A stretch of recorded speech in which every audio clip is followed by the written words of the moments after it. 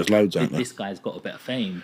You know, he's got a bit of money behind him. If I wind him up, maybe I can get about that, you know? You've got to wind me up first, though. That's the only thing. Can't wind me up very easily. No. If you're if you're so bothered, you've got to come up to me in a bar, because you do get people who do it. You get looks. Have you you get ever had that? Yeah, not people coming up to me, but you even over the last 2 years, when I first turned pro, people were happy for you in your local area, and there's still a great amount of people that are. I've got a great network of friends, but they're only happy while you're not doing as well as them. Once you start doing better than them, you get a few looks, you get people not saying hello to you as much. But when I go away from my area, it's great. It's amazing support, because people don't see you as often, and people see you for who you are, because on social media and stuff, I try and project myself as naturally as I can. But you do get jealous people, but don't rise to it, you know. I've never had someone come up to me and say, "Oh, you do this." I've had one guy, a young guy, 17, 18, 19, I think it was 19. It was about half a year ago. Said, "I'm going to knock you out when I turn pro. I'm going to knock you out." I said, "Turn pro first, enjoy it, and just be careful what you wish for." That's all you say. And it's just I would never dream of saying that to if I saw a professional boxer up and coming. You conduct yourself and say, "Good luck, well done, your hard work, keep going." And some people just lose their cool a little bit, you know. Yeah. So what do you think of when the gloves were off with Triple D against AJ? Yeah. And Triple D said, "Well, let's just go now then." Yeah, I quite like that. That was good viewing, wasn't it? Yeah, absolutely. And great viewing.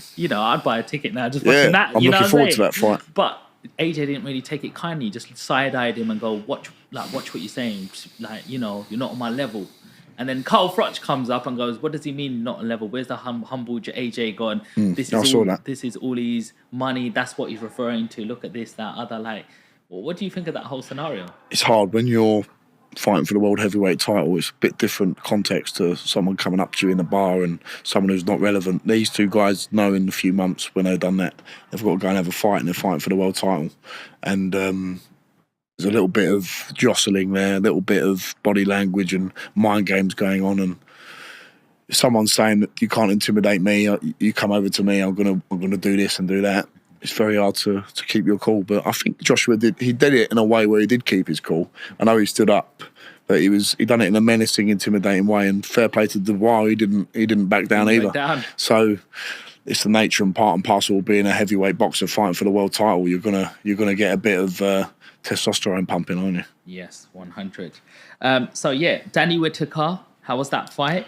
Yeah, that was the fight in the Matchroom Garden.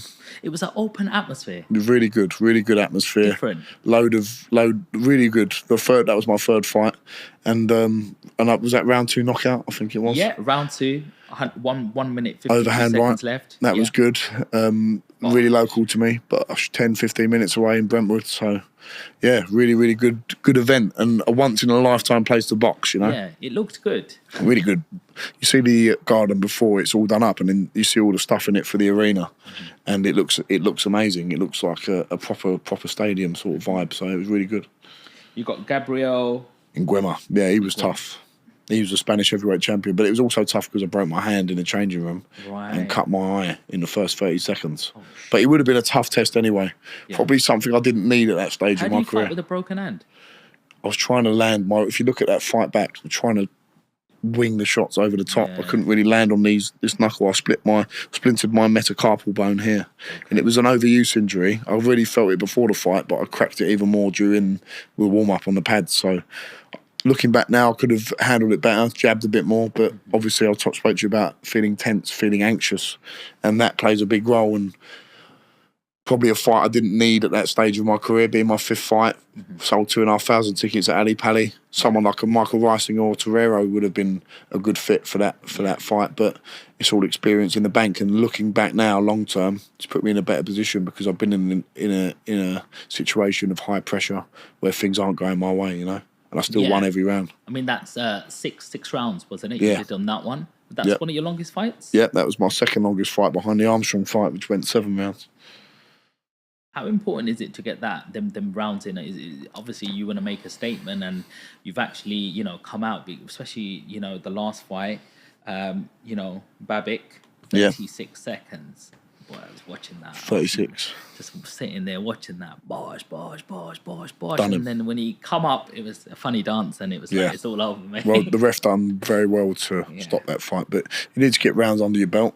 Yeah. But if you can get them out of there, it's a bonus. But in long-term thinking, getting rounds in the belt, under the belt, is very, very important. And someone who I'm contracted to fight next, who we've organised with, is Rudenko, and he's proven at the top level to get rounds in. He fought Zhilei Zhang, couldn't stop him. Hughie Fury couldn't stop him. Povetkin couldn't stop him.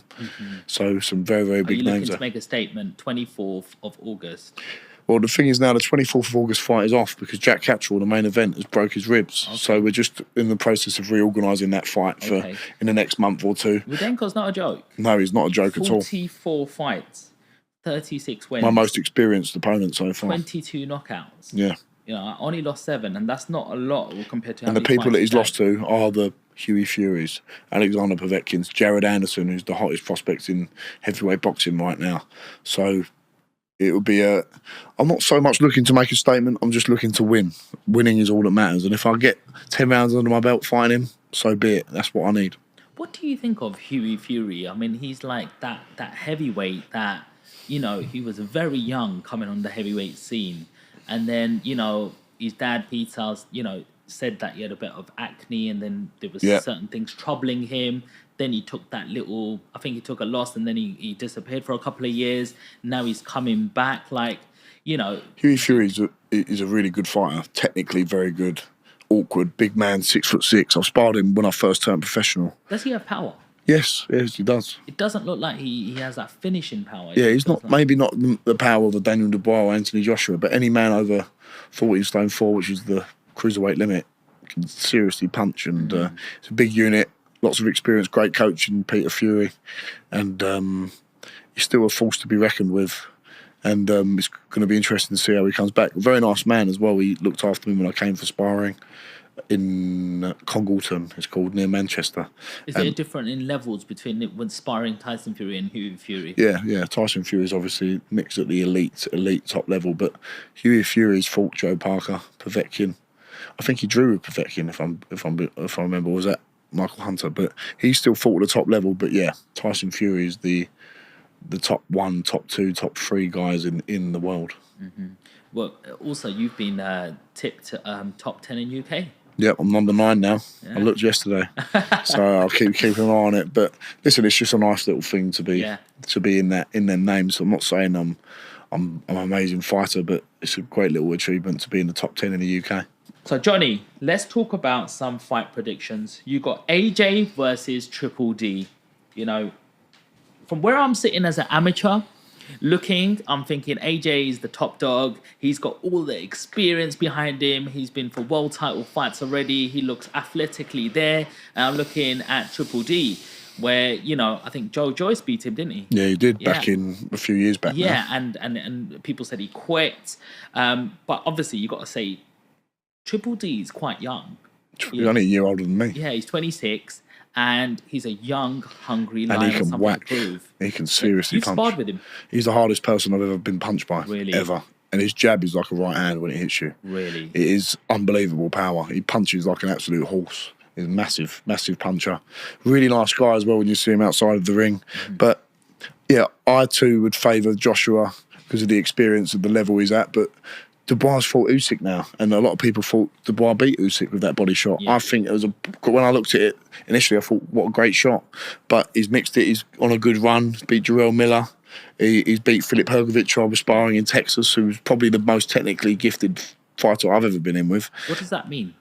Technically gifted. The punch repertoire, where he throws his shots from, his ability to read his opponent, the footwork, the skill in the mind, and knowing how to break people down. He was fantastic. And I just think, I spoke to him after the fight, and he overtrained and he was ill in the build-up to that fight, because I really expected him to do a good job against Daniel Dubois. Yeah. As hard as Daniel Dubois hits, the way he was sparring Hrgovic, he looked unbelievable, but probably peaked a bit too soon. That was about 4 weeks out.